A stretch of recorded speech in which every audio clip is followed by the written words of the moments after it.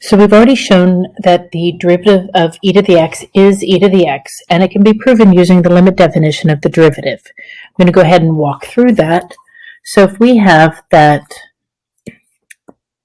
f of x is equal to e to the x, then we know that f prime of x is equal to the limit as h approaches 0 of f of x plus h minus f of x all over h. So substituting in, so we have the limit as h approaches 0 of e to the x plus h minus e to the x all over h. So the limit as h goes to 0, this becomes e to the x, e to the h minus e to the x over h. The limit as h goes to 0, we're going to factor out the e to the x, and we have e to the h minus 1 over h, which allows us then, we have the limit as h goes to 0, e to the x,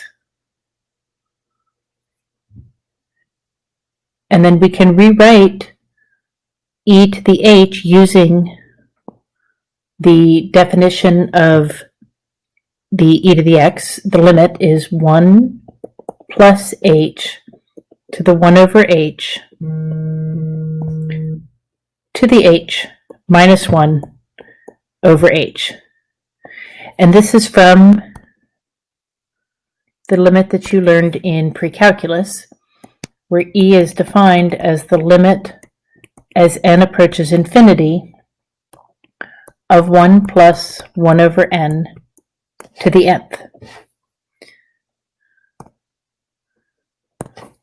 So from here,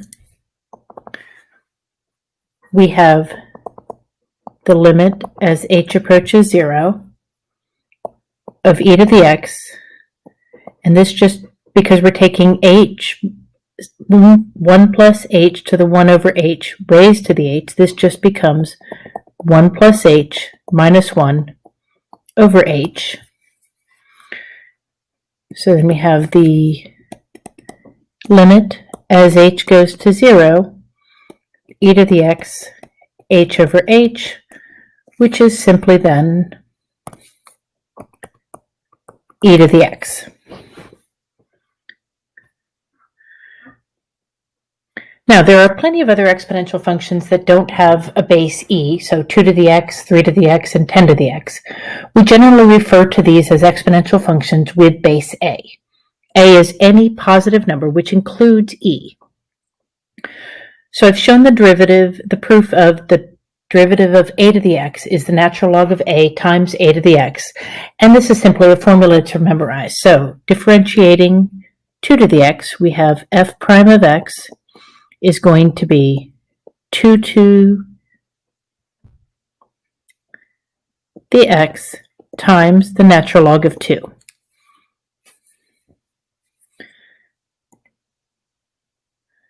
Now we haven't learned, so following through, we have the derivative of 2 to the x is going to be f prime of x.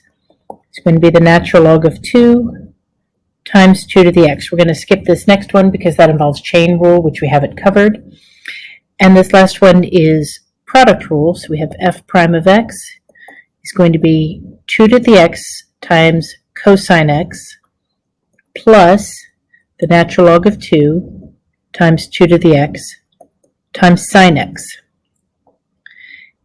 Now, we're going to go through and prove this later, but we have inverse functions, and the chain rule can be used to prove that the derivative of the natural log of x is simply 1 over x. So if we have f of x is equal to the natural log of x, f prime of x is equal to 1 over x. And again, we will prove this in one of the